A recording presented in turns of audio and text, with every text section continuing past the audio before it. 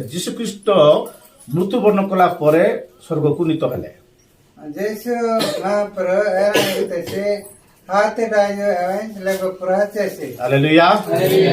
ହେଲେ এই ଜାଗାରେ ମଣ୍ଡଳୀ ମଧ୍ୟ ଆଉ ଶେଷ ତୁରି ଧ୍ୱନିରେ ମଣ୍ଡଳୀ ମଧ୍ୟ କଣ କରୁଛି ଉପରକୁ ନୀତ କରୁଛି। अरे माँ कीर्तन विश्वास के लोग को नहीं तले मंजाना मंडल ताजीन लोग को यकल ए लोग को यकल ना किनो इसे टाइम ହାଲେଲୁୟା। ସେତେବେଳକୁ ମଣ୍ଡଳୀ ପଳେଇ ଯାଇଥିବ। ପ୍ରେଜ୍ ଦ ଲର୍ଡ। ମଣ୍ଡଳୀ ପଳେଇଥିବ। ମଣ୍ଡଳୀ ଆମକୁ ଏ ପୃଥିବୀ ସହିତ କିଛି କାମ ପ୍ରେଜ୍ ଦ ଲର୍ଡ।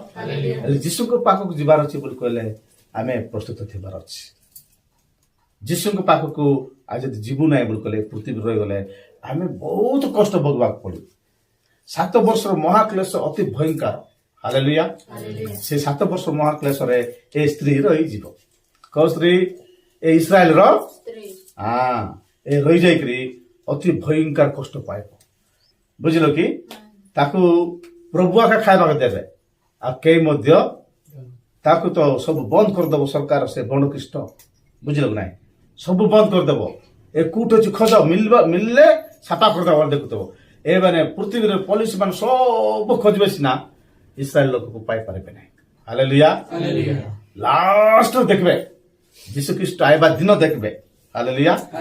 ଆସିଲା ବେଳକୁ ଇଏ ମାନେ ତ ସେ 3 ବର୍ଷ 6 ମାସ ଭିତରେ ବାପ୍ତିସ୍ମ ନେଇଯାଇଥିବେ। ପ୍ରେଜ୍ ଦ ଲର୍ଡ। ଯୀଶୁକୁ ବିଶ୍ୱାସ କରି ବାପ୍ତିସ୍ମ ନେଇଯାଇଥିବେ ଭୟଙ୍କର ଭାବରେ। ପ୍ରଭୁଙ୍କୁ ଆମେ ଯେତିକି ପ୍ରଭୁଙ୍କୁ ଧନ୍ୟବାଦ କରୁଛୁ ସେମାନେ ସେମିତି ପ୍ରାନ୍ତର ଧନ୍ୟବାଦ କରୁଥିବେ। ହାଲେଲୁୟା। ରାତାରାତି ବାପ୍ତିସ୍ମ ଯାକ ନେବେ।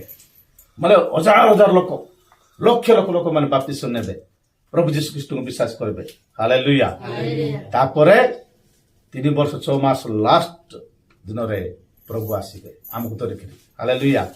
ଏହି ପ୍ରକାର ସିଷ୍ଟମ ଏଇ ଜାଗାରେ ଅଛି।